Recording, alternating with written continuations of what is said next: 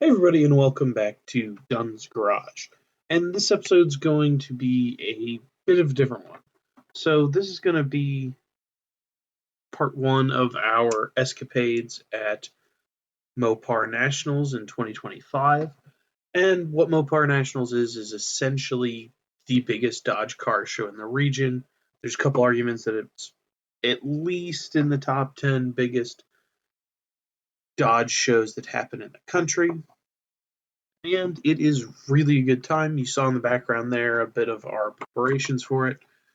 It was about 130-mile journey for us, which in a modern car really wouldn't be too bad, but we were doing it in a motorhome from 2008, a 1973 Dodge Dart Sport, and a 2001 Dodge Dakota RT that has been fairly heavily modified in the suspension and doesn't go over bumps at all anymore.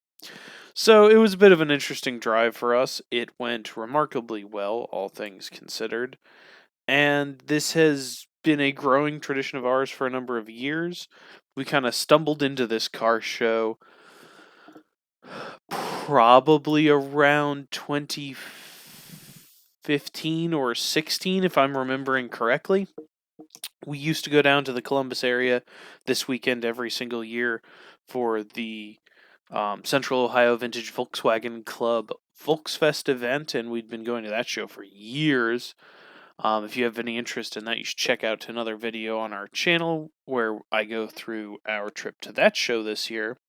But we ended up staying at the Buckeye Lake KOA, which is very close to National Trail Raceway, and where in prior years they used to do a cruise around town after the car show in the evening for Mopar Nationals. And I will cut in a quick moment of a few years ago what that looked like back when they did it.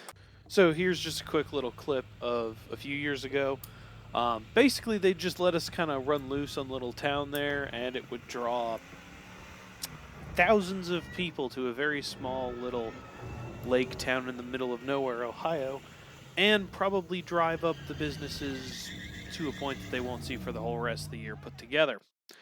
But they don't really do that anymore, which is a point we'll get into later and a bit unfortunate, but nonetheless is the status quo of these days. And you can see in the background we're kind of getting back into the drive down there. So for the majority of this drive, we live in Northeast Ohio, and it's just a short 3-hour jaunt down to Central Ohio, and there's not a great deal of things in between where we live and there. A lot of people like to joke around that there's just not much in Ohio at all, aside from, cornfields, grandpa's cheese barns, and giant billboards that tell you that hell is real. And to a certain degree, that is the case. Certainly in central Ohio and southeastern Ohio, that is largely the case. But there were a few things in between us and there, the largest being Canton. We weren't really able to stop too much and do some sightseeing, but there's quite a bit to do in that area. There's a fair amount of shopping centers and other things in Canton. It's a bit of an industry town, with Timken kind of being the end-all be-all thing there. They manufacture a lot of bearings there. Now, I will point out the bearings we bought from Timken for our Dart didn't work, but they make a variety of other bearings that should there. And as you can see in the background, we're kind of passing the big attraction of the area, being the Football Hall of Fame. I can't tell you how many times I got drugged there for school or scouts or other events, and I'm sure to other people that don't live all that close to it, it's probably a very interesting thing to go and see. And certainly a large portion of the area is dedicated to that, as you can see there. Even the phone poles are in the shape of end zone markers, and so on. But after that, we kind of got just down to the raw cruise of it. We ate up quite a lot of miles with virtually no issues. At this point in time, the Dart, which is obviously the oldest car in the bunch, has been on several hour plus drives. This actually isn't the longest. early in the season, we took it to Lake Chautauqua in New York, which was probably, when it was all said and done with all the issues, it probably took us 6 or 7 hours to get there, but that was mostly due to the fact that the motorhome blew up a bunch of Goodyear tires, which is a whole nother story that I don't want to get into. Moral of it is, don't buy Goodyear tires. But we chose this particular gas station in the area about 20 minutes west of Canton to stop at, because good gas stations kind of get sparse in the less populated parts of Ohio, and it's hard to get the motorhome in and out of a lot of places. One issue with stopping at this gas station, though, is that it's hard to get back on the highway right there, because there's a little bit of traffic for that area. And I ended up catching the light before getting on the highway, and I probably ended up 2 to 5 minutes behind everybody else, and was a bit exuberant in my attempt to catch up, and that resulted in what I'm about to show you here with the next part of the video. So, going down the road and heard a pop and something scattered down the bottom of the truck, and lost a bolt in the alternator. So that's going to hold us up a little bit while we try to find any store in the middle of nowhere. Well, we're on our way to Mopar Nationals, and we got to stop here at a Bell Stores marathon.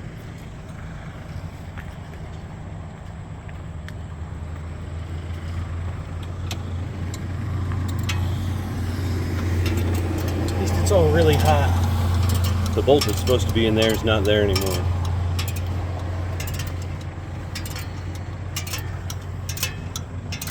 And the bolts down there are also loose. So before we go to the Tractor Supply, we're going to tighten the bolts on the bottom.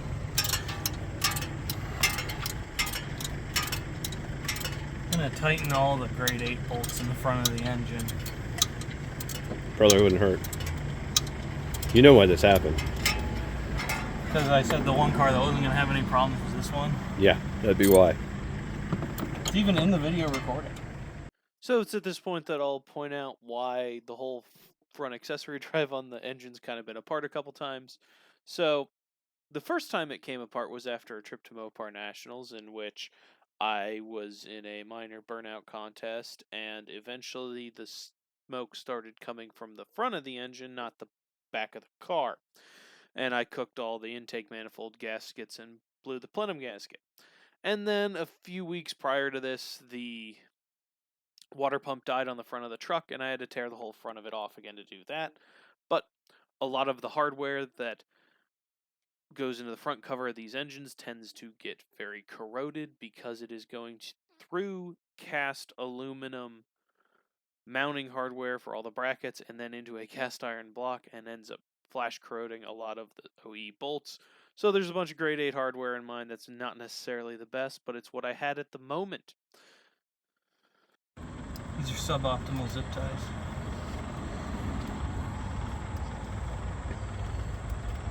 In what way are they suboptimal?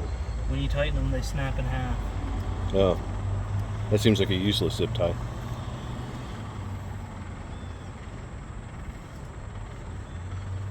If only we had some radiator clamps. What for? I don't know, but Freiberger used them to hold a transmission in. Surely we could use them to hold an alternator on.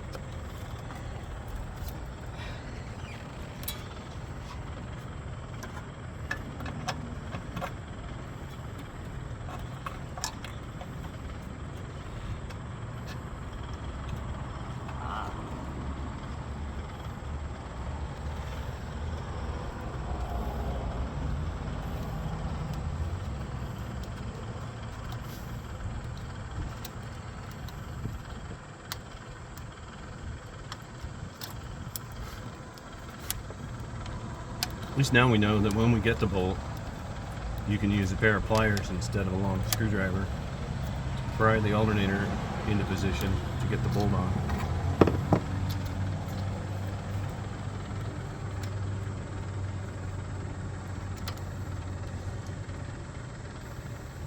Maybe we can buy some better zip ties.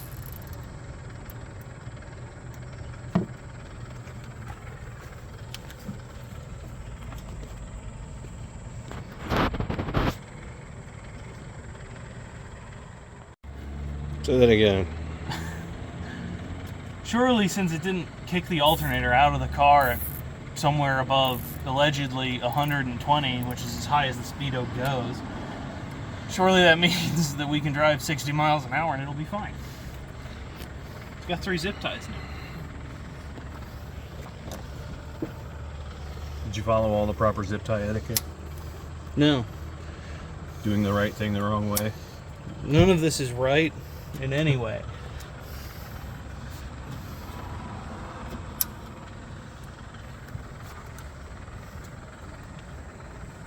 Okay, so we're going to Tractor Supply. That seems smart. So with that, we left the little gas station in the middle of nowhere and backtracked our way a little bit, about 10 miles to a Tractor Supply, in hopes that they'd have some hardware. I will kind of use this as a bit of a PSA that every time you take a car apart, especially parts that then proceed to vibrate like hell, like an engine does, you should always do a nut and bolt check before you, say, get on a several 100-mile round trip on the highway. And this isn't the first time I've been guilty of forgetting to do that, but it's the first time in this car, and the first time I've had parts scatter at that high of a speed. But it didn't end up being too bad. Just a couple of the big long zip ties through the mount, and it held, and it actually charged the full amount for the battery the whole time, which was nice. But it really wasn't too bad, and we were on our way again.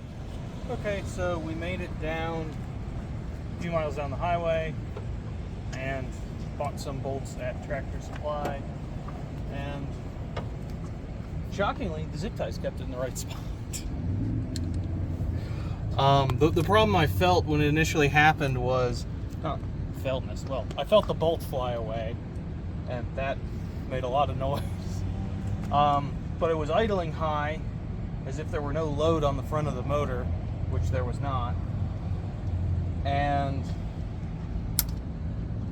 it charged at a much higher rate after zip tying it up. So the alternator probably wasn't charging.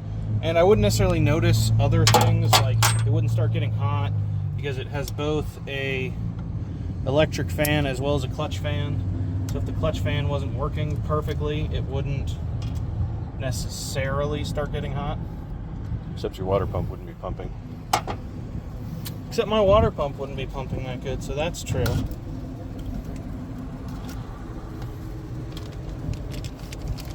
But it wasn't like it was totally not attached.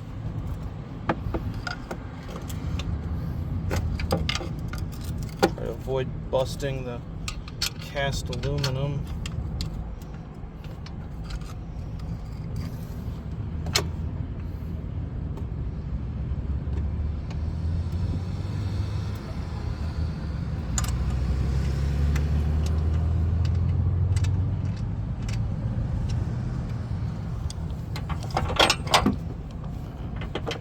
And I will point out, always, when something like that happens, don't just buy a single bolt. And don't buy, well, all the bolts in the front of these engines are different lengths because Dodge hates you. So I bought several of varying sizes.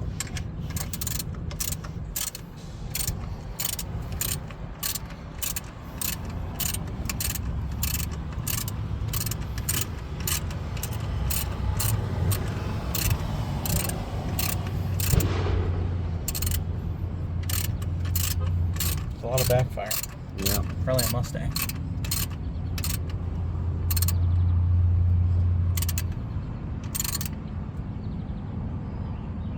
Or it's GMC, whatever those little roundy SUVs with LS engines were.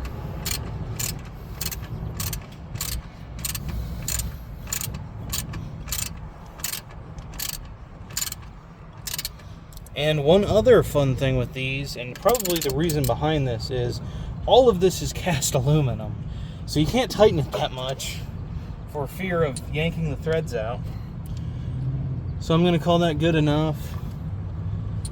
Belt alignment's good. Belt's tight. The Being water, a serpentine, I mean, it's just going to absorb it, but I can't see a way to get the camera down there, but the round pulley on the water pump is missing paint, only where the belt was. So I'm going to go out on a limb and say it was slipping. But it's back together, and I guess we'll be on our way. And here we are, pulling into Buckeye Lake. So this is the little town where the cruises happen and the allegedly shenanigans and burnouts. But today, it's a quiet little lake town. Tomorrow is another story. Obviously the town's built on a little lake, but it's a fairly decent sized lake. I know the Midwest kind of gets its fair share of little ponds that they call lakes. As you can see, there's already plenty of evidence of prior years and other events having their fun on the strip here. But the lake here's not too bad. Unlimited horsepower. Once you do your tubing and your skiing and your harassing of fishermen. Some years they've cordoned off this double wide area specifically so you could do burnouts there away from the other areas, but it's not always that case. Some years they let it happen all up and down this road we're turning onto as well, but other years they don't. Every now and again they clamp down on it, but it's to a certain degree it's just you can't. There's too many people. And it brings so much business in a little town. You can see all over this road hunks of pavement missing and other evidence, but it's a good time. So now is where I get to cut in and point out that this year was not indeed a good time as far as cruise, because, as I alluded to a moment ago, they clamped down on it hard. So in prior years, they've tried to cordon us off to specific areas, and that's fine. I mean, it does in times get out of hand a bit.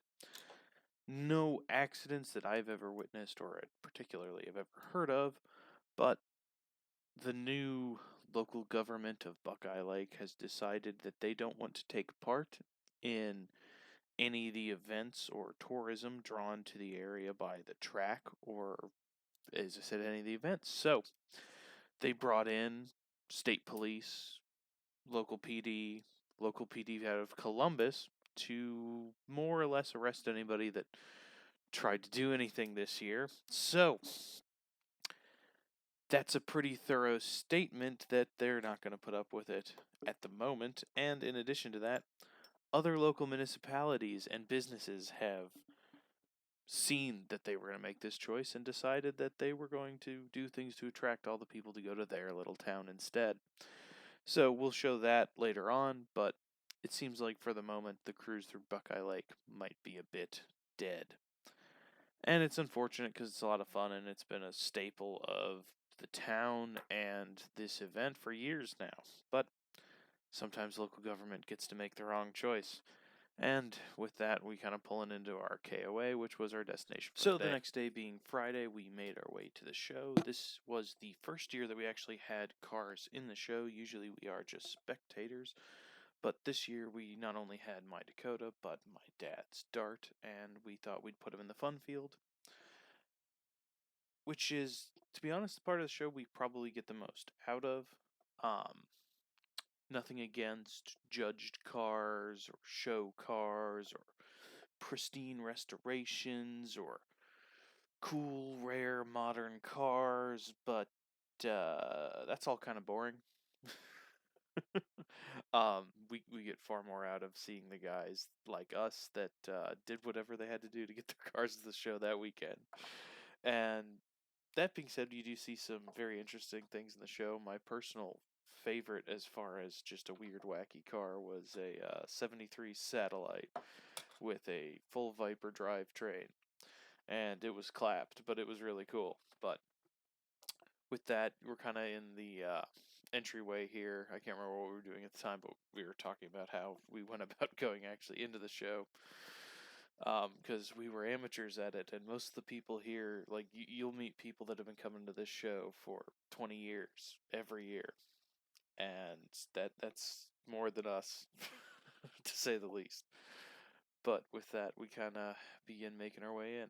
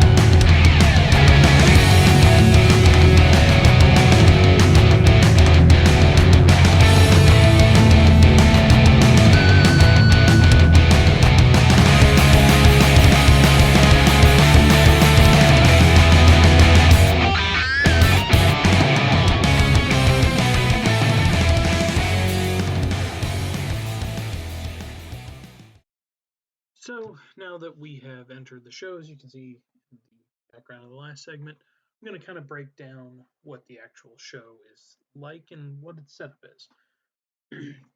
So there's really 6 different segments to this show, first of which being the drag strip itself, followed by what's labeled on the map as drag race parking, otherwise known as the pits. There's the fun field where there are average cars and people who don't wish to be judged, the judged cars section, the swap meet, and car corral.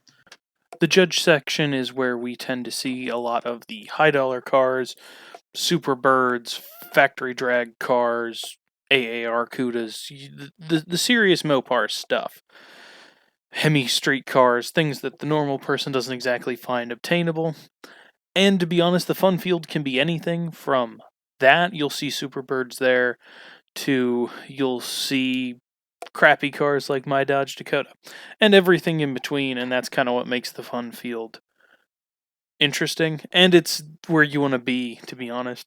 If you want to bring a car into the show, you can go there, you can bring your grill, you can bring your cooler, you can have a good time. Now, the swap meet at this event is what I would say is the best that we've been to as far as Mopar swap meets. I'm going to go through quite an extensive amount of video and show off everything that was there.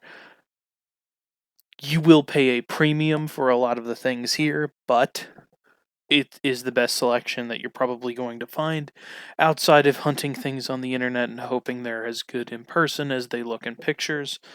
But that's kind of the game these days.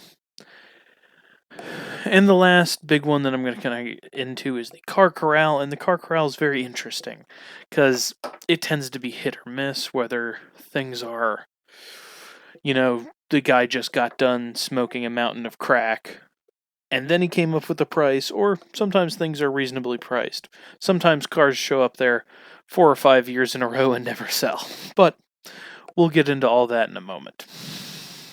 So, as I said earlier, we're going to get into some of the footage from the various sections of the show, and we're going to start that off with the car corral. I find this one of the more interesting places at the show. Never buy anything there, but it is interesting nonetheless. And essentially all the cars here are going to be for sale. You will find a variety of cars through the rest of this show that are for sale, but this is the dedicated area, and it's the area where you can drive cars on trailers. So this initial video footage is going to be from early in the day, and this is, I believe, Friday. So cars will come and go through the whole weekend.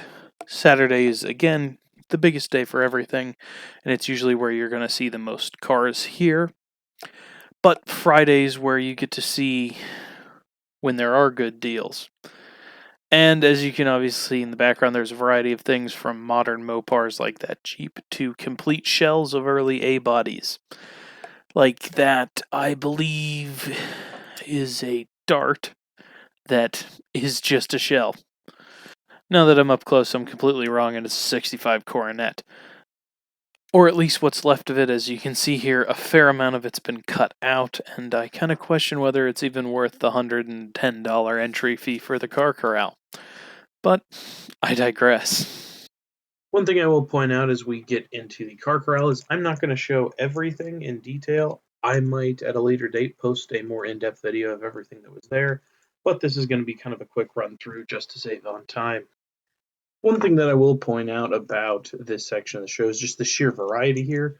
We have a stock upkept or nicely restored D150, not a high dollar thing. We have a Barracuda E-body, which is about as expensive as some of these Dodges get, but still in a relatively standard configuration. Then we have this four-door, not desirable car with a 6.4 modern Hemi swapped underneath the hood. And that's very interesting. To be honest, this car was fairly well sorted out for being a early B-body wagon, which isn't that valuable of a car yet. And then next to it, we have a modern JK. It appears to be an early production one based off the wheels and a couple other things, which, to be honest, those are pretty well down on their value these days, but still, good car. JKs make excellent daily drivers. But it's just very interesting to see how this show has become just anything Dodge.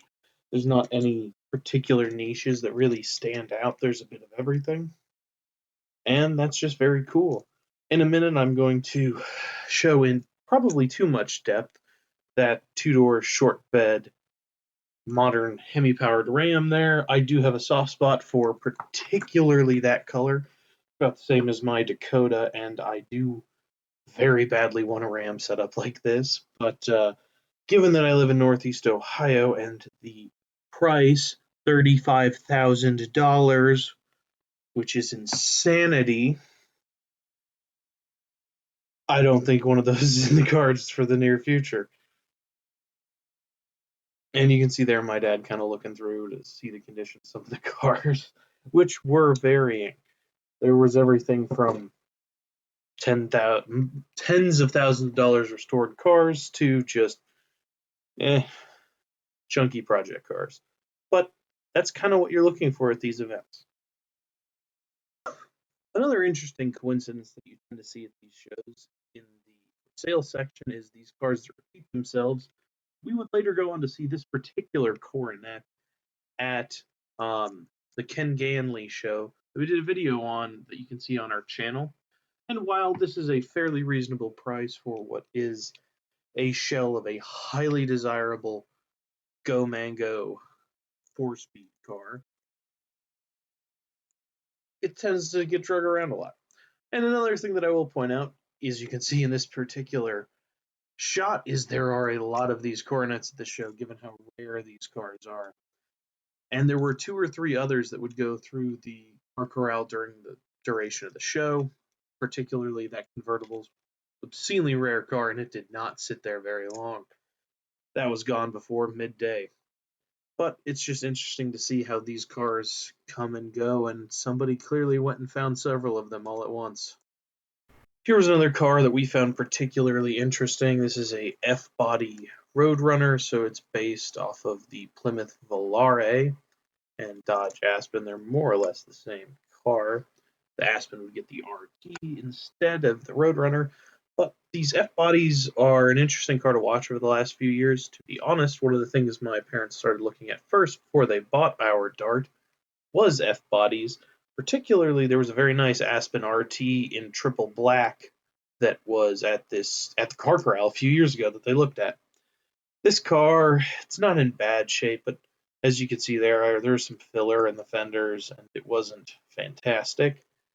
But it's very interesting to see how these cars have changed in recent years. A lot of people hate hated them forever because they were kind of the death of proper Mopar muscle cars. But now they've kind of changed, especially since small blocks have become more in vogue for Mopars, and more so you can buy speed parts now. That has helped all of these small block Mopars in general. But yeah, we love to see the F bodies, and one day I'll get one. So as we get to this Ram Charger, I'm going to rant slightly, not necessarily about anything hyper specific with this Ram Charger.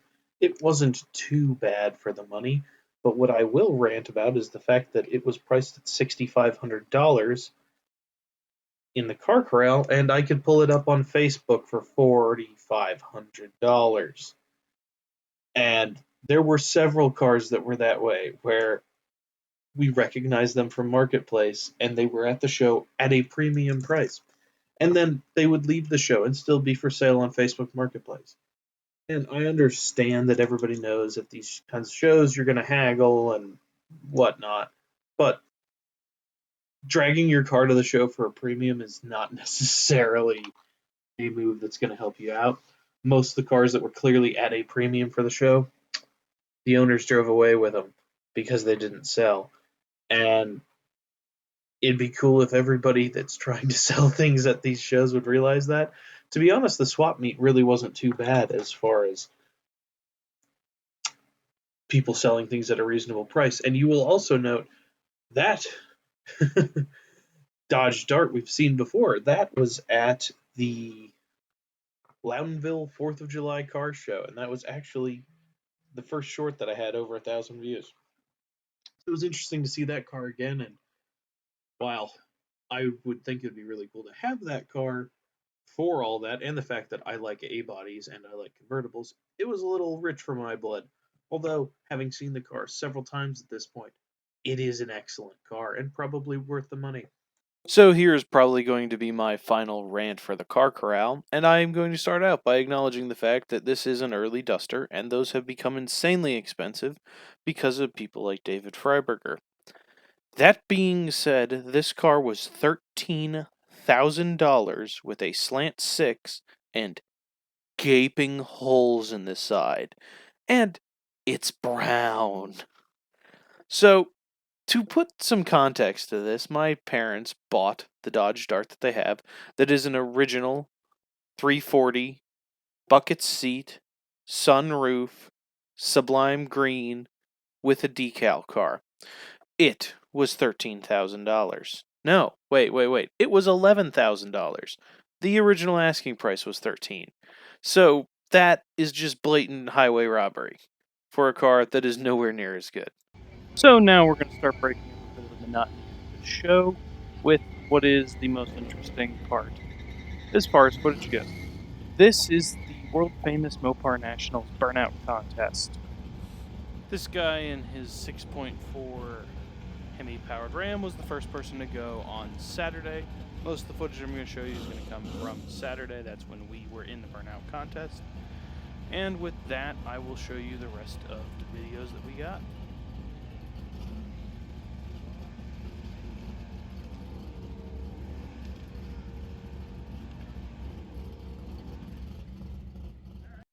So here is my attempt at the burnout contest, and I will point out that this was kind of the year of the Dodge Dakotas. There will be several of them that I will be showing you throughout all of this, and most of them did far better burnouts than I did. I will make the slight excuse for myself that the guy in front of me decided to use gender reveal powder that got in my front brakes and made it very difficult to keep the truck from lurching forward. So I was standing on the brake pedal with everything I had, but enough with the excuses and on to the rest of it. I lied. Here come more excuses. So this was my dad going through the contest in his Dart, and he did get to cheat with an old set of bias ply tires. But you will see in a moment, this is where we first encountered our fuel starvation issue, which we would later find out to be clogs in the fuel system. You could find the video of us going through that on our channel page. But he did stall in the middle of it due to some bad fuel lines.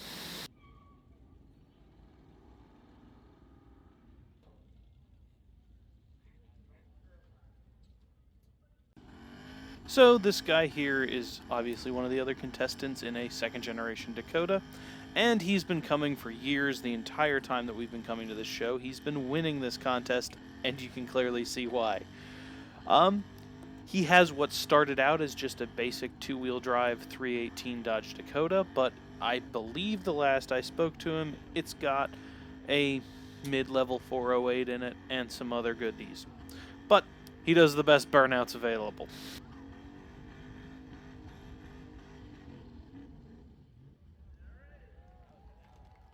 I will point out that this contestant in the burnout contest made all of us look stupid, no matter what. He didn't win, but he made everyone, including the winner, look stupid because he was a 14-year-old child in a stick shift. So, while it did kind of sound like, and I do mention in the actual audio, that I thought he did a neutral drop, what he did was just rev it and dump the clutch and get on the brake. And I can't do that. Most people can't do that. Certainly not to that level. We did have a moment talk to him and his dad, and they just put that car together for him to do burnout contests in, so that's pretty cool.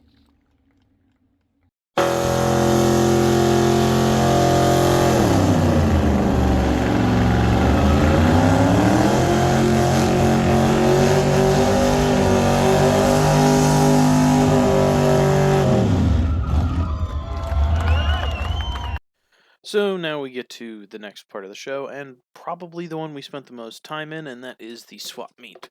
So this show has probably the best Mopar specific swap meet that I've ever seen. And as you can see from the last section of video, in this one, there's a variety of stuff, and there is, unfortunately, a bunch of the new chintzy neon signs and stickers and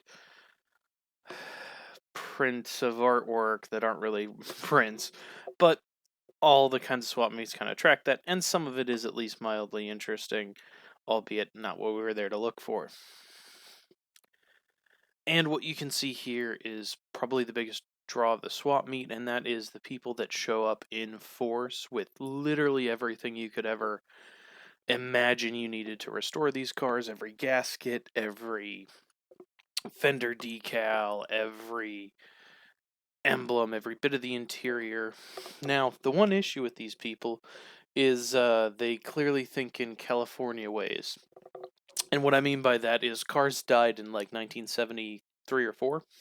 So we had a bit of a hard time finding some of the things we were looking for, and now you're kind of getting into the rest of the swap meet where it's guys dragging out old parts they've been holding on to. As you saw, wide variety of manual transmissions and everything you need to put one in the cars, pedal assemblies, Z-bars, flywheels.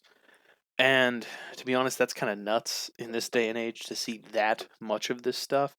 Most of these shows don't have anything near that much as far as volume. One thing I found particularly interesting was the big set of Magnum cylinder heads for $50 a pair, which is not too bad. And why you tend to see these at various swap meets and other things is as far as OE cast iron cylinder heads, they're about the best that you could find for small blocks for a long period of time. Now there's a variety of aftermarket cylinder heads that have kind of taken over that, but you can make decent power with the Magnum heads, and if you don't think that's true, Google Steve Dulcich. So now we're going to get to some of the more interesting cars from the show, and we're going to start that out with this absolutely hammered Plymouth Satellite Roadrunner. These cars have become insanely valuable over the last few years, from people like David Freiberger pointing out that they weren't that valuable because nobody really liked them early on, and that they are kind of the king of the hill as far as performance era muscle cars for P-bodies. At least the 446 packs and other ones tended to be. That one was just a 340 car, which is still cool. Next, we have a Plymouth Aspen Super Coupe, which is what should be a very ugly car. If you just described to me that paint color combination existed, I would immediately think that it was terrible, but it's actually pretty good in person. So these were part of the attempt to revive some of the old 70s and late 60s crazy Dodge era cars.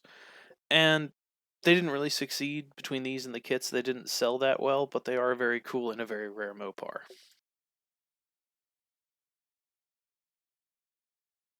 The Little Red Express truck. I've always wanted one of these. They are like a Hot Wheel come to life, literally, and they're just cool to see. And this one was also for sale. Here we have a very highly modified Mopar F-body. So, as best we could tell with the hood closed, it has a 671 supercharger on a small block Mopar and seems to be a pretty nasty little setup. We didn't, unfortunately, but based off of the size of the slicks on the back and the supercharger, it probably does pretty good. Here we have a car that really piqued my dad's interest. This is a Plymouth Trail Duster. So this was the companion vehicle to the Dodge Ram Charger, except they didn't last nearly as long. These only ran from 1974 to 1980, whereas the Ram Charger would last until 1993. This being kind of the middle era Trail Duster, well, Trail Duster Ram Charger comes with a removable hardtop, but it comes with the full doors. Some of the earlier ones did not come with the full upper section of the door, but very cool SUV and not one that you see very often. Only about 30,000 of them were made, and they were old Dodge trucks, so they didn't live very long. And here are some of the more high dollar cars that were in the fun field, I will point out. They weren't in the judge section of the show. You would normally think that Plymouth Superbirds would be locked into the area where they drag out carpet to put underneath their cars at these shows, but not at this show. They tend to be everywhere. And here's something that's a little more on the wild side. This is a Chrysler Fifth Avenue, which is a very nasty, I believe, M-body Mopar from the 1980s. And these have very few redeeming qualities, but one of them is almost all of them come with a V8 from the factory. Now, this particular one is highly modified, and we've seen it at a couple shows in Northeast Ohio.